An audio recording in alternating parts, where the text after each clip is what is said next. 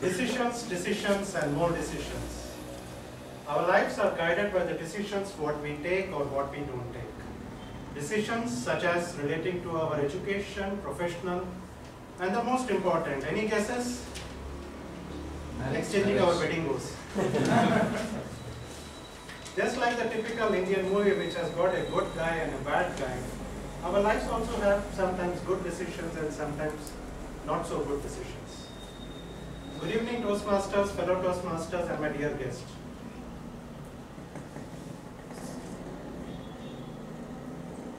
When we are born and when we are a child, our parents take most of the decisions for us. And when we come to the adulthood, we take the decisions. We are so happy that yes, I can take my own decision and lead my own life. And as we go older and older and older, our children start taking decisions for us. Now, since most of the decisions what we take happens in the adult life, how do you really ensure that you take a good and a better decision as we age? For this, I have got some few thumb rules.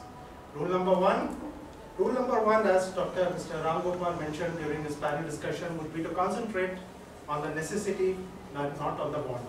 A want is a wish and a very good disattraction. Whereas a need is a necessity, a basic thing which we all need. For example, we all love eating bread and jam. We love the jam on our bread. But does the jam give us the nourishment? No, we need the bread. The bread is the need because it gives us the nourishment. A more appropriate example for this forum is, we come here every week on Thursdays at 7 o'clock. We assemble here. Why? Because we need to become good speakers. It's not a want. The moment it becomes a want, it becomes so temporary that it will fizzle out at any given time.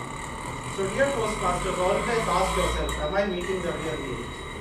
And go wherever you want in the world. Go wherever you want in the world, you will realize that your wants are plenty, but the needs are very little. So always ask yourself, am I meeting the real need? Rule number two. Rule number two would be to inform yourself of whatever options available to you.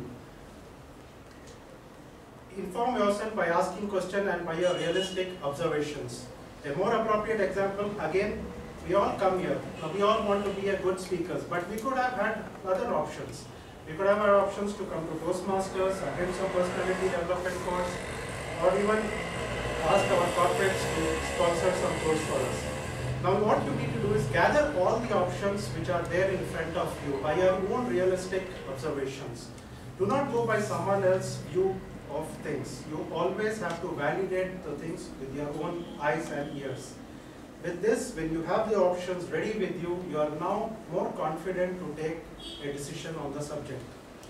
Coming back to the third rule, now you will have to think through each of these options which are available to you. By thinking, you are looking into the future, you are looking ahead into the future, so that you are ready for any kind of eventualities. If you say Toastmasters is the right forum for it, please make sure your decisions are thoroughly 100%.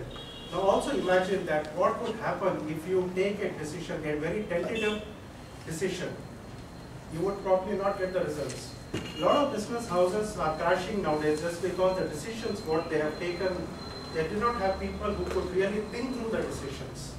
So it is very vital for us to really think on what the options available are and keep asking yourself, okay, if I choose this option, what could be the consequences? If I choose this option, what could be the consequences? So only when you think through all the options that you are in a sound position to take the right decision. Now coming to the last rule, now the implementation. Now you have arrived at a decision, right? Now how do you, now it's of no use that if you do not implement it. So how do you really implement it? Implementation happens at every step and you keep asking yourself, how do you really implement? The step in which you do not get an answer, you should not be proceeding for it. Now coming back to my more appropriate example, if you have decided Toastmasters is the right place for you, how do you need to implement this? Take the form and cut a check for 2,500. That's the first step. Now that's not it. You need to finish the 10 CCs also, and then only you fulfill the real need of becoming a speaker. So Toastmasters, who really confirms that the decision what you have taken is a good one? It's you who will confirm finally to your own self saying that yes, the decision what I have taken is the correct one because if the results what you get out of your decision matches with the real need of becoming a good speaker. Thank you.